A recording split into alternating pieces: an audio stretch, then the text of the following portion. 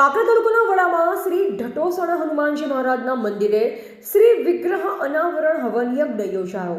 કાંકરા તાલુકાના વડામાં બિરાજમાન શ્રી હનુમાનજી દાદાનું લગભગ 400 વર્ષ પુરાણું મંદિર આવેલ છે। દર વર્ષે કાળી ચૌદસના દિવસે ભાતીગળ મેળો ભરાય છે। આ પાવન ધરામાં વર્ષો પહેલા સુખડિયા સમાજના તંદોઈ પરિવારના લોકો રાજસ્થાનના ભીનમાલથી ઊંટ ઉપર હનુમાનજીની મૂર્તિ થરા લઈ આવવા માટે નીકળ્યા હતા।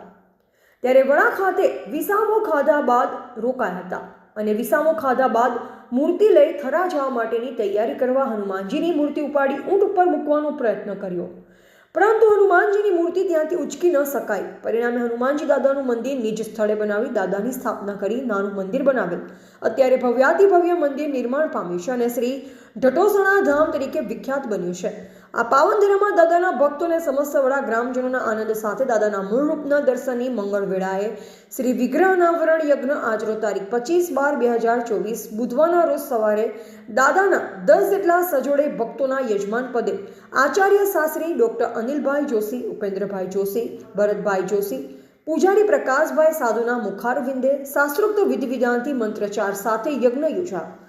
ત્યારે વડા ગ્રામજનો સરકારી મોડેલ સ્કૂલ રતનપુરા તાલુકા કાંકરેજની લગભગ 151 જેટલી વિદ્યાર્થીનીઓએ દાદાના દર્શન અને પૂજન વિધિમાં ભાગ લીધેલ।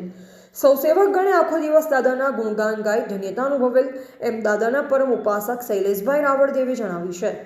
રિપોર્ટર અલ્પેશ ગોસ્વામી, કાંકરેજ।